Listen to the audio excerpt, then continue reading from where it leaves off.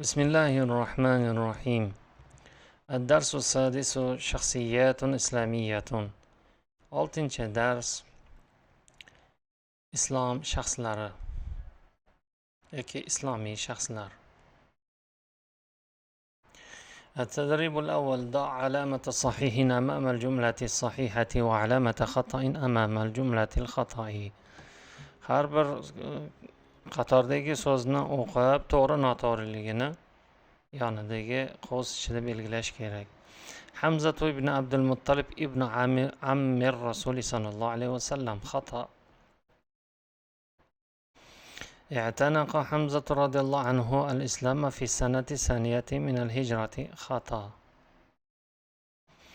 ضرب حمزة أبا جهل على رأسه فشجه وسال منه الدم. صحيح. حضر حمزة مع النبي صلى الله عليه وسلم غزوة بدر وخندق. خطأ. مات حمزة في السنة الثالثة من الهجرة. نعم صحيح. xatoligi rasululloh sollallohu alayhi vasallamni amakisini o'g'li degan Hamza roziyallohu anhuni, balki amakilarini o'zlari hisoblanadilar. Xo'p, Hamza roziyallohu anhu Madinaga borgandan keyin islomga kirmaganlar, balkim Makkadalik paytlarida, ba'zi rivoyatlarda 2-hijriy yilda, ikkinchi payg'ambarlik yilining 2-yilida, ba'zi rivoyatlarda 6-yilida islomga kirganlar. 4-si, Hamza roziyallohu anhu Badr va Xandaq g'azotiga kelganlar deganda unday emas, shahid bo'lib vafot etganlaridan keyin Xandaq g'azoti bo'lgan, demak ishtirok etmaganlar. اختر الإجابة الصحيحة من بين القوسين فيما يلي. قوس o'rtasidan, qovus orasidan mosini tanlash kerak. Muradifu kalimati shajja. Shajja so'zining sinonimi. Daraba deymiz. Mudoddu kalimati azizin zalilun.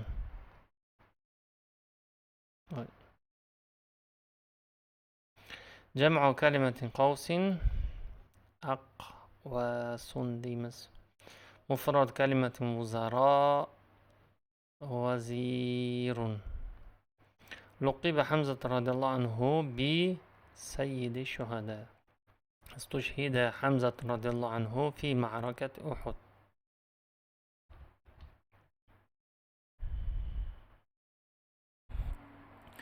رتب الأحداث التالية كما وردت في النص المسموع. ketma-ketlikda tartiblash kerak. جاء حارب حمزة في غزوة بدر فقتل عتبة بن ربيعة المبارزة. جاء حمزة من الصيد فعلم ما حدث للنبي. بار. قتل عبده ذهب إلى أبي جهل وضربه. ثم ذهب إلى النبي صلى الله عليه وسلم واعتنق الإسلام.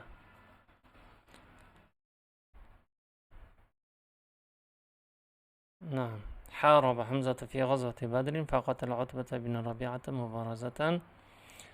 وحضر حمزة غزوة أحد قتل عبد الوحشي حمزة. voqealar ketma-ketligida yozildi. Buni to'xtatib ketma-ketligini tahlil qilsangiz bo'ladi. Keyingi mashqimiz matn o'qish, qiroa.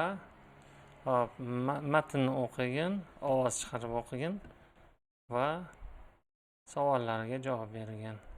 Biz tarjima qilamiz. Tarixul islamiyyu, islom tarixi. Yazjaru bi sirati rijalin. Kishilarning sirati, hayot yo'li bilan to'lib toshgan. Ahadulloha va rasulahu. Allohga va uning payg'ambari Muhammad sallallohu alayhi vasallamga va'da bergan, ahd bergan kishilar siratlari bilan, hayot yo'llari bilan to'lib toshgan. Ala raf'i قواعد الدولة الإسلامية. islom davlati ustunlarini ko'tarish yo'lida Allohga va uning payg'ambariga ahd bergan, va'da bergan kishilarning hayot yo'llari bilan to'lib toshgan juda ko'p ma'lumotlar kelgan islom tarixida. Va hamalu ala atiqihim nashr al-islami. Bo'ynilariga shu vazifani olganlar. Nashr al-islam, vazifadan murod islomni yoyish. Demak, islomni yoyish vazifasini bo'ynilariga oldilar. Fi mashariqil ardi va magharibiha. Qayerda? Yer yuzining mashriq va mag'ribida bo'ynilariga islomni yoyish vazifasini oldilar. Vastata'a haula'i rijal. Mana shu kishilar qila oldilar bu ishni. An yatruku wara'ahum injazatin azimatan. Ortlaridan buyuk namunalar, buyuk ishlarni qoldirdilar. Bu kishilar ortlaridan buyuk ishlarni, bajarilgan ishlarni qoldira oldilar. Khalladat zikrahum ala marri tarix mobaynida nomlari abadiy bo'lib qoladigan buyuk ishlarni ortlaridan qoldirdilar. Ya'ni uddalab, bajarib qoldirdilar. Va min a'zami haula'i rijali. Ana shu buyuk kishilar, ulug' kishilardan xulafai roshidinlarni sanab o'tamiz. Xulafai roshidinlar Rasulullohdan keyin, sallallohu alayhi vasallamdan keyin 4 ta ketma-ket xalifalikni boshqargan sahoba ikromlar. Al-xulafa'ur roshiduna, xulafai roshidinlar hum man ta'aqabu ala imaratil muslimina. Ular musulmonlar imoratini, ya'ni amirligini, musulmonlar amirligini birin-ketin boshqargan Rasululloh sallallohu alayhi vasallamning vafotlaridan keyin musulmonlar amirligini birin-ketin boshqargan kishilardir. تشكل فترة الخلافة الراشدة الحقبة الأولى من التاريخ الإسلامي. إسلام tarixidagi ilk davrda xulafai roshidinlar boshqaruvi yillari har xil. Haysu bada'at min as-sanati 11 hijri aw 11 هجري واستمرت حتى سنة 41 هجري. Demek xalifalik yillari 11 hijriy yildan 41 hijriy yilgacha davom etdi. ويعد الخلفاء الراشدون من أهم الشخصيات الإسلامية. Xulafai roshidinlar islomdagi shaxsiyatlarning eng muhimlari hisoblanadilar. Yuaddu hisoblanadilar, sanaladilar. Haysu innahum qaddamu tadhiyatin kathiratan. Ular ko'plab qurbonliklar keltirdilar, ya'ni qurbonliklar o'zlarini jonlarini xatarga qo'ydilar. Juda ko'plab sonda qurbon berdilar. Va butulatin azimatan, juda katta qahramonliklar ko'rsatdilar. Fi mayadini da'vati val jihad, da'vat va jihad yoki jihad va da'vat maydonlarida juda ko'plab qahramonliklar ko'rsatib shahid bo'ldilar. Fattasa'at fi uhudihim, ularning davrlarida kengaydi. Ruq'atu davlatil islamiyyati, islom davlatining hududlari ularning davrida kengaydi. Ila xorij hududi shibhil jaziratil arabiyyati, arab yarim orolidan tashqariga kengaydi. Demak, bitta qilib aytganda, xulafai roshidinlar davrida islom davlati Arabiston yarim orolidan tashqarigacha yoyildi, kengaydi. Fadlan an kaunihim min al-asharatil mubashsharina bil jannati, ularning fazilati hayotlik chog'larida jannat bilan mukofotlangan, jannat bilan va'da qilingan edilar. Al-xulafa'ur roshiduna arba'atun, xulafai roshidinlar 4 tadirlar. Ular Abu Bakr as-Siddiq, Umar ibn al-Xattob, Osman ibn al-Affon, Ali ibn Abi Talib. Alloh ulardan rozi bo'lsin. فالخليفة الأول أبو بكر الصديق هو عبد الله ابن أبي قحافة. مدة خلافته من سنة 11 هجري واستمرت حتى سنة 13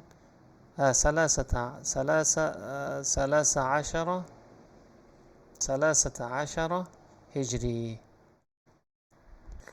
Abu Bakr Siddiq birinchi xalifa radhiyallohu anhu, asl ismlari Abdulloh, Abu Quhafa otalarining ismlari. Xalifalik yillari 11 hijriy yildan 13, ya'ni 2 yil davom etgan. Luqiba bi xalifati Rasulillah sallallohu alayhi vasallam va kunyatuhu Abu Bakr. Rasululloh sallallohu alayhi vasallamning xalifasi, do'sti degan laqab bilan laqablanganlar va kunyalari Abu Bakr bo'lgan. Kunya odatda Abu, Ibnu, Ummu deb boshlanadi. Laqab esa biror bir so'zni aytish bilan, sifatni aytish bilan. Va avvalu man amana minar rijal, kishilardan, erkak kishilardan eng birinchi bo'lib iymonga kirganlar. Va validu zawjati Rasuli sallallohu alayhi vasallam as-sayyidat Aisha binti Abi Bakr radhiyallohu anha. Rasululloh sallallohu alayhi vasallamning ayollari Oysha onamizning otalaridir. Va akramahullohu bi rufqatin nabiy sallallohu alayhi vasallam fi hijratihi ila al-Madinatil munawwarati. Alloh taolo Rasululloh sallallohu alayhi vasallam bilan Madinai Munawvaraga hijrat qilish yolg'iz birgalikda hijrat qilishni nasib qilgan. Walaqabahu Rasul sallallohu alayhi vasallam bis-Siddiq. Rasululloh sallallohu alayhi vasallam esa Siddiq deb laqab qo'yganlar. Li'annahu kana yusaddiqu kulla ma yaquluhu an-nabiy sallallohu alayhi vasallam va yaf'aluhu. Chunki ular Rasululloh sallallohu alayhi vasallam nima desalar shunga ishonib, gaplarini qabul qilib, uni bajarganlar. Va qad ihtamala Abu Bakr as-Siddiq ash-shada'ida. Abu Bakr roziyallohu anhu shada'id, mashaqqatlarni ihtimala qilganlar, ehtimol qilganlar, ya'ni chidaganlar. Fi sabili da'vati. Demak, ular da'vat yo'lida ko'p mashaqqatlarga chidaganlar. Va urifa anhu, va tanilganlar annahu anfaqa malahu fi xidmatil islam wal muslimin.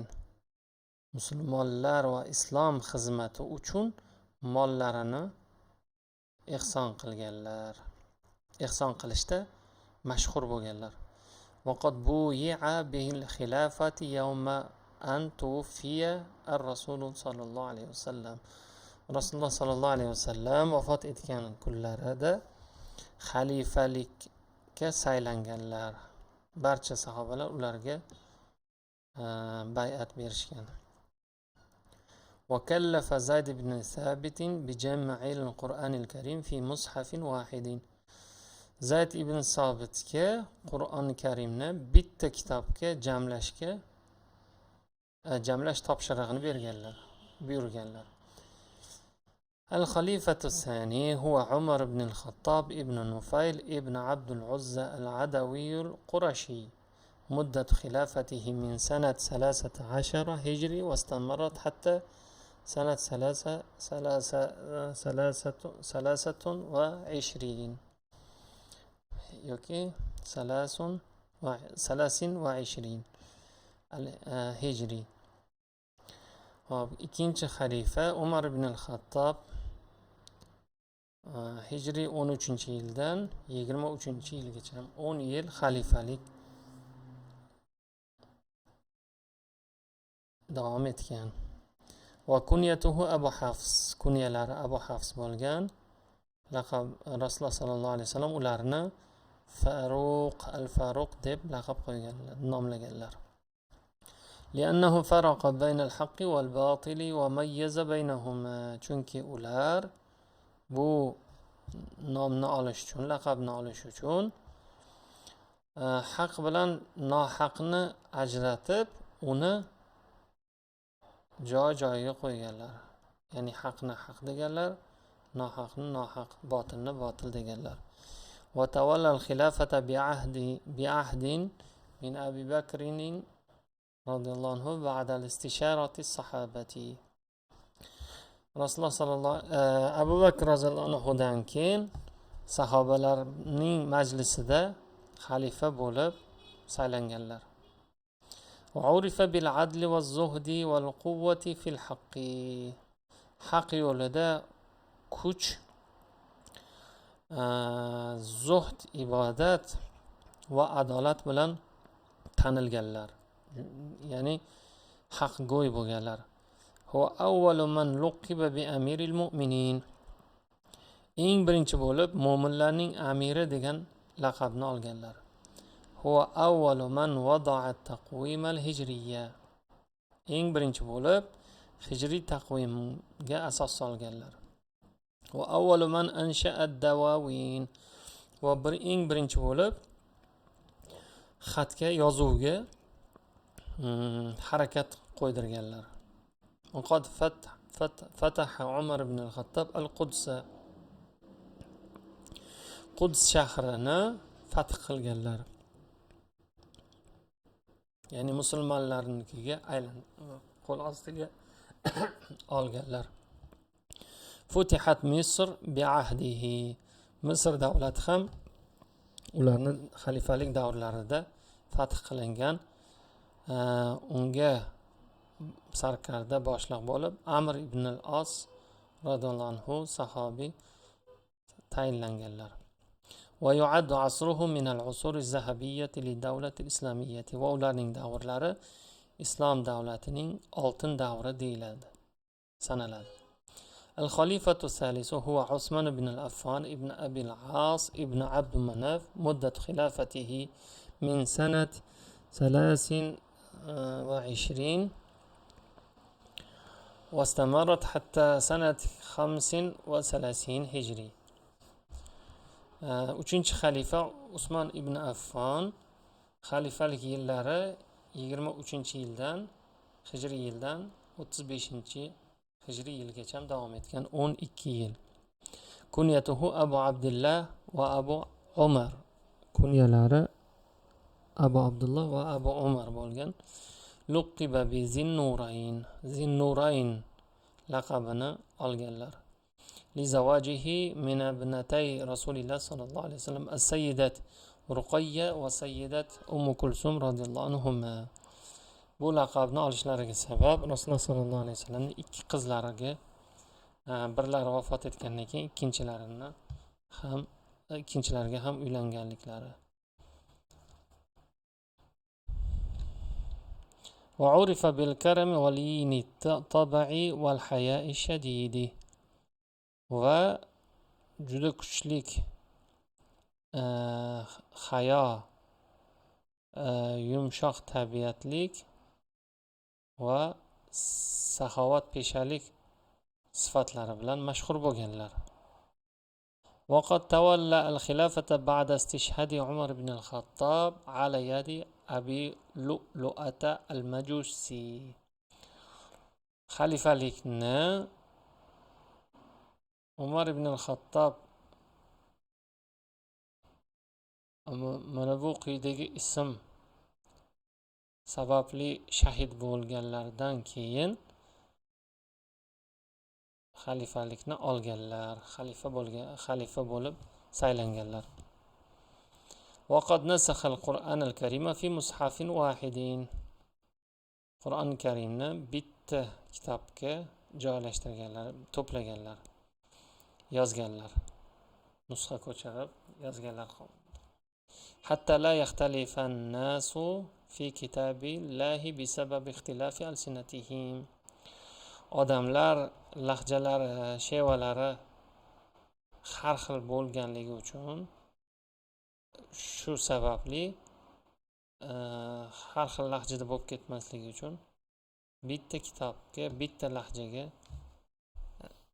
kitobga jamlaganlar. Va fataha Qubrus ba'da insha'ihi li awwali ustulin bahriyin bi fikratin min Muawiyah ibn Abi Sufyan. Muaviya ibn Abu Sufyan radhiyallohu anhu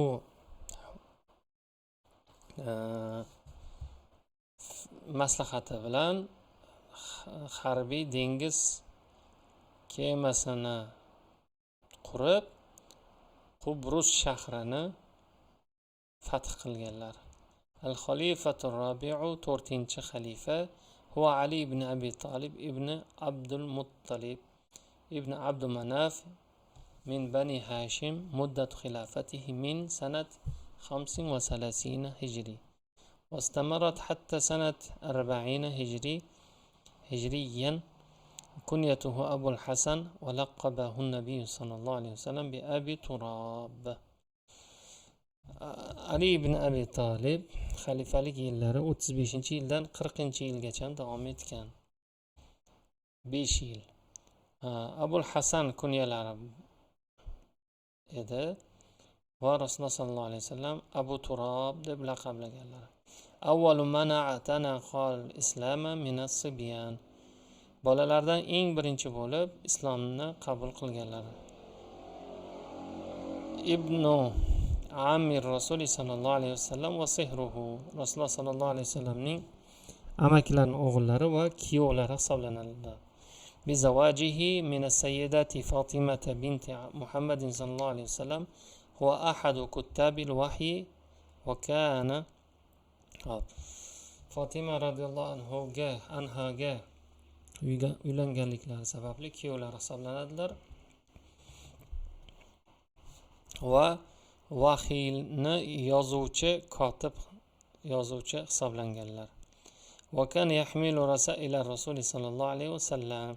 Rasululloh sallallohu alayhi vasallamning xatlarini ham tashuvchisi edilar. Litablighiha lilqabaili va da'watihim ilal islam. Islomga da'vat qilish, ya'ni qabilalarni islomga chaqirish yo'lida Rasululloh sallallohu alayhi vasallamga ning xatlarini eltuvchisi edilar. Ayyanahu Rasululloh sallallohu alayhi vasallam qodiyan alal Yaman. Rasululloh sallallohu alayhi vasallam Yamanga qozi etib tayinladilar. Lima يتمتع به من عدل وحكمة وقدرة على فض النزاعات والخصومات. Husumat, nizolarni yechish, hal qilish, oldini olish yo'lida Ali roziyallohu anhuning hikmatli, uddalay olish, hikmat egasi, adolatli sifatlaridan foydalanish sababidan Yamanga qozi etib tayinlaganlar. وقد بايعه المسلمون بعد مقتل عثمان بن الأفان. Musulmonlar bay'at berishgan, ya'ni saylashgan, rozi bo'lishgan Usmon roziyallohu anhuning qatl etilganlaridan keyin, shahid bo'lganlaridan keyin. Va ba'da ahdasin mali'atin, juda ko'p voqealardan keyin, bil fitan, ya'ni fitnalarga to'la ko'plab voqealardan keyin, val istirob, ya'ni istirobu fitnalar bilan to'lib toshgandan keyin, ixtaral aliyu radhiyallohu anhu al-Kufata daron lil xilafati.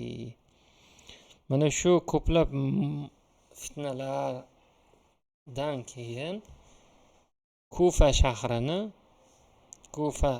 shahrini xalifalikning markazi etib tanlaganlar.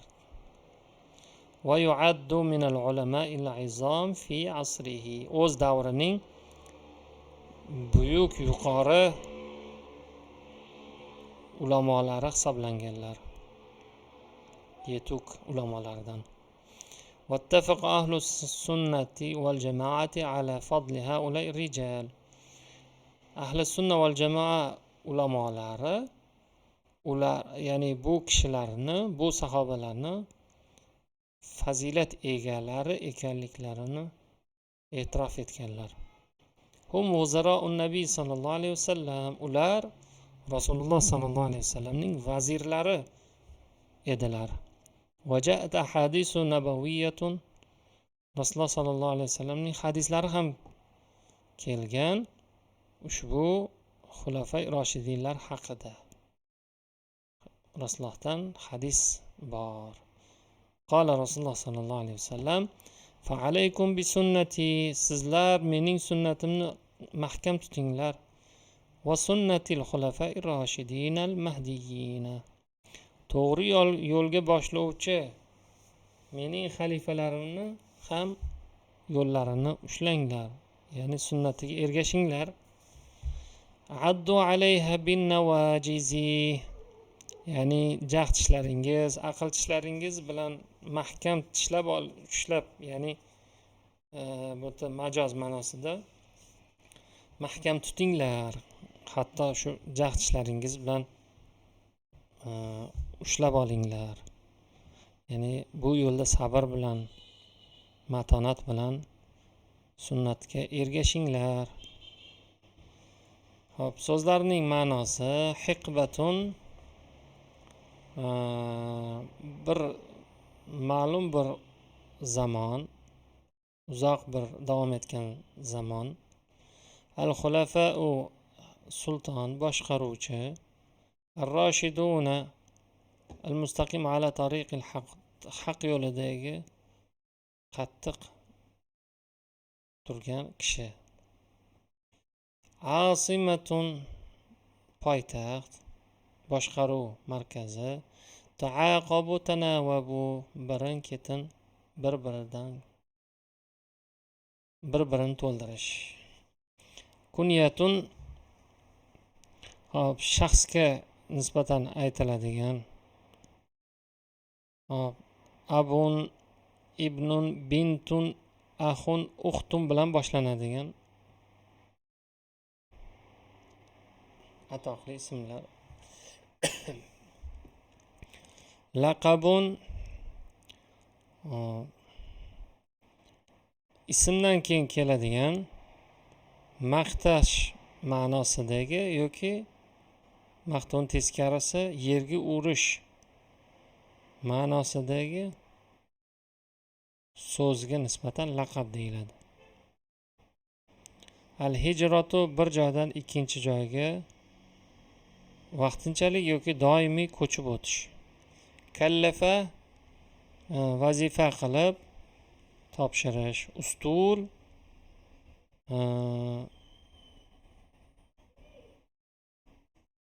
kemalar majmuasi.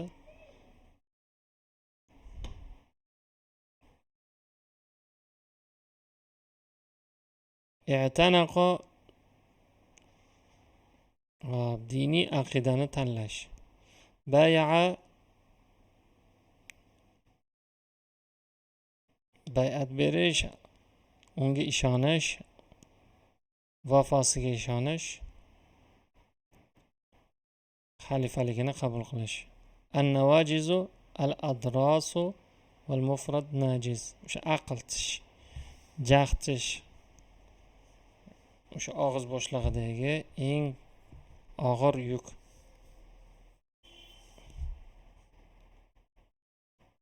Ni ushlab tura oladigan tishlar. Al-vahyu Alloh taolo Rasululloh sallallohu alayhi vasallamning qalbiga soladigan farishtalar orqali yoki farishtasiz yo'l bilan qalblariga soladigan holatga nisbatan vahiy deyiladi. Vahiy deyiladi. So'zlarning teskari ma'nosi, aks ma'nolari, antonim. Xolladat, intahat, badaat boshlamoq, afnat tugamoq, yo'q bo'lib ketmoq. As-siddiqu al-kazzabu, amana ishonmoq, kazzaba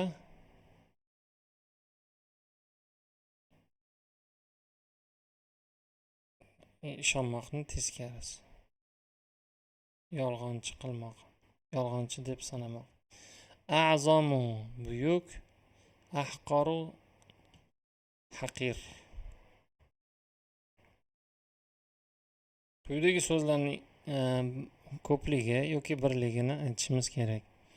Fatratun, fataratun, tadhiyatun, tadhiyatun, butulatun, butulatun, maydanun, mayadinu, ad-dawlatu, ad-duwalu, al-jaziratu, al-juzuru, imaratun, imaratun, al-qadi, al-quda, al-fitnatu, al-fitanu, النزاعة النزاعات الخصومة الخصومات نقمة نقم. to'g'ri yoki xato deyishimiz kerak. Kanat Makkatul Mukarramatu asimatal khilafatil islamiyyati fi ahdil khulafa'ir rashidin. La.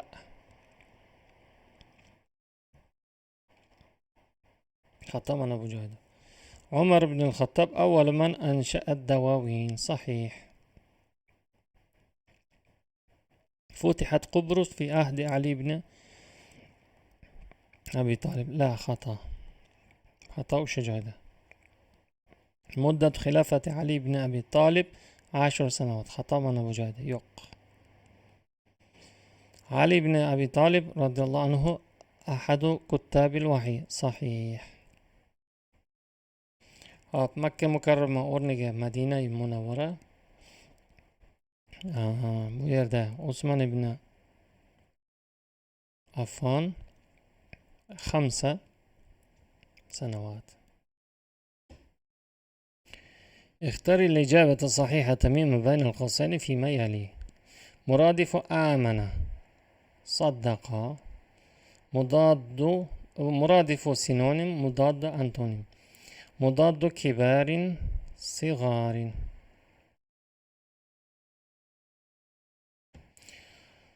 مفرد الشخصيات الشخصية. جمع ولاية ولايات. علاقة بين المشارق والمغارب علاقة تضاد. تذكرة. كلف أبو بكر الصديق بجمع القرآن الكريم زيد ابن ثابت. لقب عثمان بن عفان ذي النورين أول من لقب بأمير المؤمنين عمر بن الخطاب. عين الرسول صلى الله عليه وسلم علي بن أبي طالب قاضيا على اليمن. كنية علي بن أبي طالب أبو الحسن. حدد معنى كلمة العظام في الجملتين التاليتين. علي بن أبي طالب من العلماء العظام. علي بن أبي طالب katta buyuk ulamolardandir. Izom buyuk katta. Yu'ani ar-rajulu min maradi hashashatil izom. Kishi suyaklari qaqshash kasalidan aziyat chekyapti. Birida suyak, birida ulug' buyuk degan ma'no. اقرأ ولاحظ الأسماء الموصولة فيما يلي. أسماء الموصولة bağlovchi isimlar. الذي التي اللذان اللتان اللذين اللاتي. Demek mana bu allazi o'zidan oldingi so'zga moslashadi. Jinsda, sonda moslashishi shart. O'zidan keyingi o'zidan keyin jumla keladi. Doimo tarjimada mana shu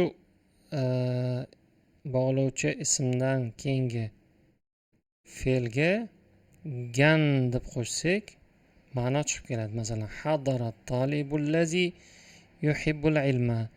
Ilmni yaxshi ko'rgan talaba keldi. Qolgan hammasiga xuddi shunday qo'yib chiqiladi. Buni videoni to'xtatib, o'zingiz daftarga ko'chirasiz. Yoki kitobingiz bo'lsa, shunga e'tiborli bo'lib yozasiz. Masalan, sirtu minal fatayati, qizlar degan bu yerda. Tartadina bu fe'li. Demak, qizlar, ular ko'plikda bo'ladigan bo'lsa, mana bu ular ko'plik qizlarga taalluqli. Shuni yozamiz birinchisiga. Zurtu sadiqa. Oxirini ko'rmasdan turib topsa bo'ladi. As-sadiqa o'g'il bola. Tamarbutasi yo'q. Do'st, do'stni, ya'ni do'stimni ziyorat qildim. Demak, u o'g'il bola birlikda. Allazi. Bu yerga allazi qo'yamiz. Uhibbul binta, qizni yaxshi ko'raman. Tusaidu ummaha, oyisiga yordam bergan qizni hurmat qilaman, yaxshi ko'raman. Demak, qiz u bir dona allati. Uhibbul binta allati tusaidu ummaha. Bunisi zurtu sadiqallazi aada min as-safar. Surirtu min al-fatayati allai tartadina al-hijaba. Allai keladi. Keyin mana 3 xil. Allati, allai, allawati. Hammasi ular muannas. Ular qizlar, ular ayollar ko'plikda.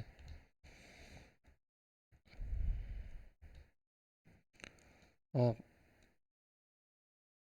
Ja'at talibani, tamarbutasi yo'q demak, o'g'il bola. Ja'at talibaniga mos allazani. Ja'at talibani allazani najaha. Aada ar-rijalu allazina intasaru fil harb. Al-fatatani fazata fil musabaqati hadiratani. Ikkita qiz bo'lsa allatani. Endi qiziqarli mashg'ulot. هذا هو الذي يحافظ على صحته من المرض. mana shu namunadan kelib chiqib quyidagi topshiriq asosida yozib chiqing. Birlik muannasga, ya'ni ayol jinsida, ikkilik erkak jinsida, ikkilik ayol jinsida, ko'plik erkak jinsida, ko'plik ayol jinsida yozib, buni o'sha kommentariyada yozib qoldirishingiz mumkin. Qoida al-bina'u huwa. Bino o'zbek tilida o'sha binoni tushunsak bo'ladi. Ya'ni qurilgandan keyin uni o'zgartirib bo'lmaydi. Endi so'zlarda esa qoidalarda esa quyidagicha. Luzum akhiril kalimati, so'zning oxiri o'zgarmasligiga, alamatan wahidatan, bir xil bo'lib turishligiga, va in taghayyara mawqi'uha fil jumlati, gap tarkibida o'rni o'zgargan taqdirda ham o'zgarmasdan bir xil bo'lib turishi, so'zni oxiri bir xil bo'lib turishiga bino deyiladi. Bino so'zlardan ad-damairu kulluha, olmoshlar, domirlar, o'sha ana, antalar hammasi bino, ya'ni o'zgarmaydi. Asmaul isharati haza, hazihi, haula'i, zalika, tilka ishoralar ham o'zgarmas, bir xil bo'lib turadi. Ya'ni gapni boshida kelsa ham, gapni o'rtasida kelsa ham, oxirida kelib qolsa ham harakat bir xilligicha qoladi. Ismlarda unaqa emas, masalan, o'zgarib ketadi. Oldidan bi qo'yilsa in bo'lib qoladi. Fe'ldan keyin kelsa an bo'lib qoladi. Binoda esa teskarisi, faqat bir xil o'zgarmay turadi. Hop, bog'lovchi ismlar ham allazi, allati, allazina, allati, allai, allawatilar ham o'zgarmas. Adavatul istifham, so'roq yuklamalari ham hamza, o'sha alif yoki so'roq belgisi, hal yoki man, bular hammasi so'roq yuklamalari. Bularni bino deymiz. استخرج الاسم المبني من الجمل التالية ثم بين نوعه. Hop, quyidagi jumlalardan o'zgarmas so'zlarni topishimiz kerak. Hiya, masalan, hiya taqra'ul Qur'ana bi khushu'in. Keyingisi haula'i. Uchinchisida allazi. To'rtinchisida haza. Endi ularni turini aytishimiz kerak. Masalan, hiya mubtada, taqra'ul Qur'an, bu jumla xabar. Mubtada. Haula'i maf'ulun bihi. Allazi mubtada. Ma haza basharan ismu ma, ismu laysa. Keyingi mashqimiz وضح التعبير الحقيقي من التعبير المجازي. Majoz ma'nosida yoki haqiqiy ma'nosidagi gapni topishimiz kerak. Birinchisi, tatafattahul azharu, gullar ochiladi. Bu haqiqiy ma'nosi. Tabtasimul azharu, gullar kuladi. Ya'ni ochiladi ma'nosida, majoz. Tumtiru sama'u, yomg'ir yog'adi. Tabki sama'u, osmon yig'laydi. Bu majoz ma'nosi. Abi babuhu maftuhun lil fuqara'i, otamning eshigi kambag'allarga ochiq. Abi karimun, otam saxiy. Atiru farahan, xursand holda uchyapman. Ana sa'idun. demak men uchyapman, odam uchmaydi, demak bu majoz ma'nosida. Ana saidun bu sifat. Otamning kambag'allar uchun eshigi ochiq, bu ham majoz ma'nosi, ya'ni qo'li ochiq ma'nosi.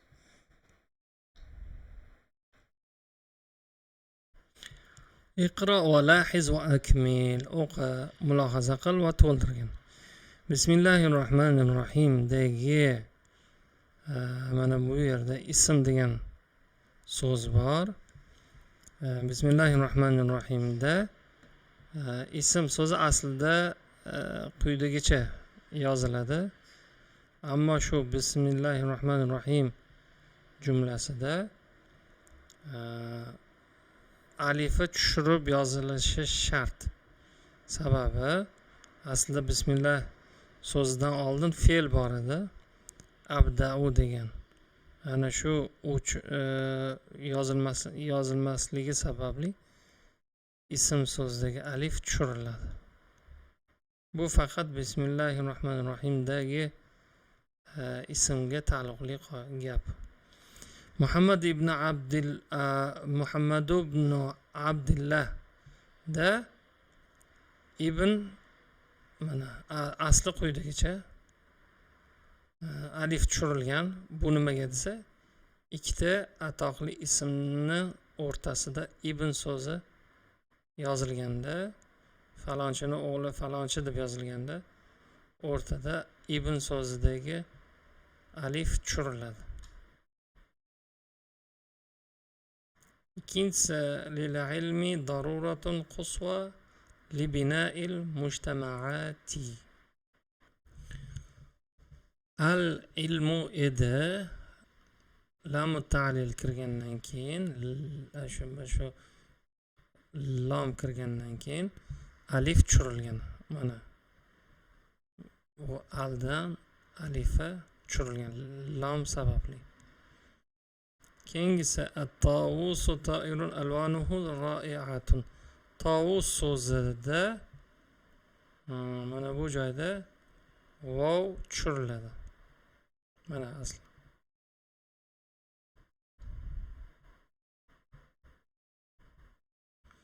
Davud so'zida ham xuddi shunday. Vav tushirib talaffuz qilinadi. Bu faqat shu ikkita so'zga taalluqli gap.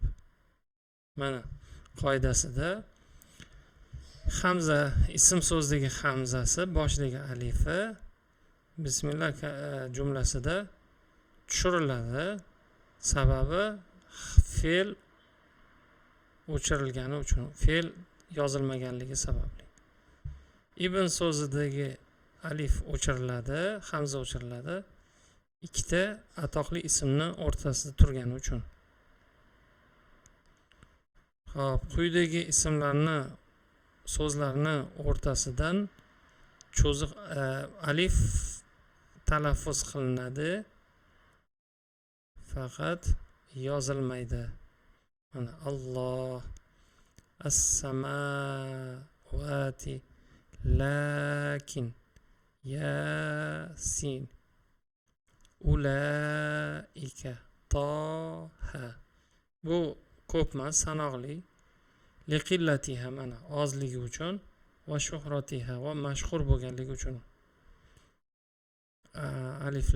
aliflari yozilmaydi, faqat talaffuz qilinadi. Va tuhzafu fi kalimatir rahman. Ar-Rahman so'zida o'chiriladi. Mimdan keyin Ar-Rahman deb talaffuz qilinadi. Alifi o'chiriladi. Sababi al kirgani uchun. Sabab shu. Hazful vav fi Davud va Tavus. Ikkita so'zda vav tushiriladi. Endi mashq. Allahu lom kirgani uchun mana bu alifni o'chirib tashlaymiz. Va al bilan qo'shib o'chiramiz. Sababiki agar lom kirgizsak, 3 ta lom ketma-ket bo'lib qoladi. Bu til normasida to'g'ri hisoblanmaydi. Shuning uchun al o'chiramiz to'liqligicha. Asl ko'rinishi quyidagicha bo'ladi. Al-laibu. Xuddi shundan keyin man namunadan kelib chiqib turib yozasiz. Lil-laibi, lil-labani, lil-lagwi, lil-lawhi, lil-laylati, lil-lini, lisati. Va oxirgi mashqimiz 10 ta ismlarni zikr qilishimiz kerak. Jannat hayotlik chog'larida jannatiy deyilgan. Hop, yozilgan Usmon ibn Affon, Abu Bakr as-Siddiq, Umar ibn al-Xattob, mana bu joyga Ali ibn Abi Talib, Talha ibn Ubaydulloh, Abdurrahman ibn Auf, Sa'd ibn Abu Waqqas, Sa'id ibn Zayd, Abu Ubayda ibn Jarroh va oxirgilari